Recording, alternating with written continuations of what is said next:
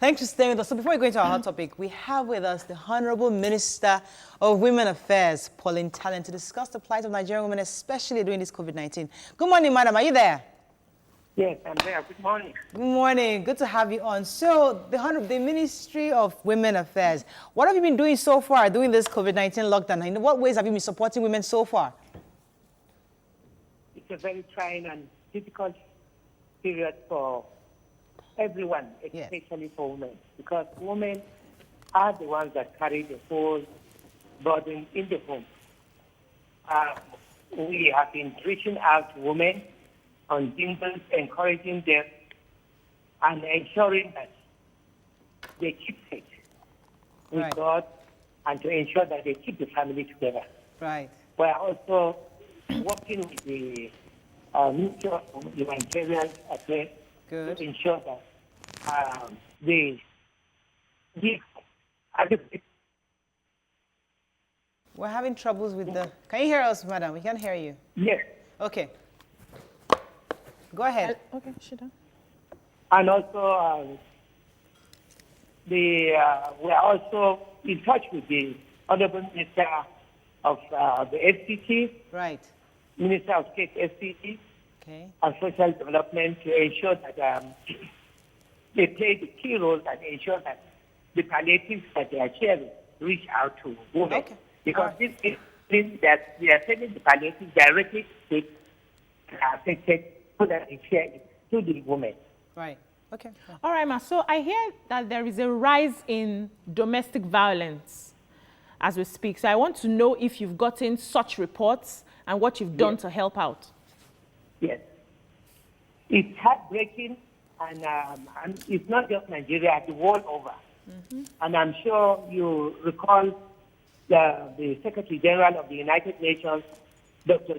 Tedros Adhanom, who made a statement on the high increase of domestic violence and incidences attributed to the COVID-19, and appealing that they should understand that the family must be together, and they should also understand the heavy burden that is on the women. The ministry is also reaching out to the various ministries of women affairs, our governors at the state level, and the wives of governors to ensure that they create safe place for women during this period. Right. Now, there are lots of women that are pregnant during this period. Many of them are scared of going to the hospital, obviously, for obvious reasons. And what can we do? I mean, your ministry, working with the Ministry of Health, also, to ensure that women are getting the health care they need, especially at this crucial time of their pregnancies. Yes. Going to the hospital during pregnancy, particularly when they are in labor, it's a necessity that they cannot run away from, because it's safer to be there in the hospital. And I'm sure the health workers in the hospital are doing their best to keep faith, to support the women, and to ensure that the place is safe and free for them. We are indeed in touch with the Ministry of Health. We are working closely with the Honorable Minister of Health and all his staff. Right. And so far, so good. They've been doing and supporting the women, particularly those who are in labor. Right. I've reached out to so many of them, the women that have put to bed during this period. Okay. Yeah, so I want to know if there's any way you're sensitizing these women to try as much as possible to avoid triggering this domestic violence. Because, you know, before the lockdown, some people go out to work and there's little contact with the abuser, so to speak. But now everybody's locked down together. Is there anything you're doing to try and talk to these women on how they can avoid this? Yes. We've made a lot of jingles in different languages. We've made jingles in broken English, in Hausa, in Yoruba, and Igbo, and also in Fulfulde. So these jingles are on, and we are also in consultation with the COVID-19 Presidential Task Force to grant access to sexual and gender-based violence services offered by the one-stop centers. We have the sexual assault referral centers and shelters supported by the United Nations and affiliated development partners and other civil society organizations for victims and survivors of possible instances of sexual violence during the COVID-19 lockdown. You know, they say it's the women that hold the home together. And I think it's the sensitization of COVID-19 will be through women as well. Is there a way you are trying to sensitize these women so that they will sensitize their households? Because without us sensitizing our households, this thing might spread beyond our... So is there a way you are... your ministry is facing this? Yes.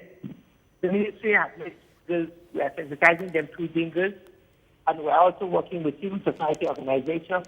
The ministry is clearly monitoring the gender dimension of all the measures put in place at the national and state level to address COVID-19, including the provisions of palliatives. So do you have any, because we've received most of the palliatives we see people giving is basically for the households and families, but there's no distinction between the single mothers and the widows. So as a women affairs minister, is there any special program, any special palliatives prepared for single mothers and widows? When we are reaching out, we are reminding the committees that are in charge of this palliative to include them. I watched yesterday, like in the FCT, there's no discrimination. When the palliatives are taken to the community, they give it out to everybody in that community that makes sense. So there's no distinction between the single mothers and the widows. The single mothers and widows are not denied. In every community, we are also working on it at the ministry level to ensure that we reach out to these special cases. All right, finally, before I let you go, Ma, I know you say you're supporting the Minister for Humanitarian Affairs and Disaster Management. I'd like to know to what end is this support coming? Because we need to... No, we are working together. Okay. We're having lots of pockets of violence here and there. We know that when we engage the women leaders in these various communities, like the Yalojas, the markets women, if we engage them thoroughly such that they can contain their environment, we may not have this kind of violence. So I'm just thinking to what end or how effective has this engagement or assistance with humanitarian affairs has been? Yes, we are reaching out to the women leaders through the jingles, and we also reach out to them on one-on-one to encourage them to play that motherly role they've always played.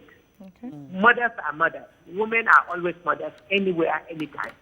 So they will never shy away from that responsibility of being mothers and ensuring that our youth don't go out of hand in creating such violence. Right. Thank you so much, Mar, for joining us this morning. It's been a pleasure talking to you. Yes.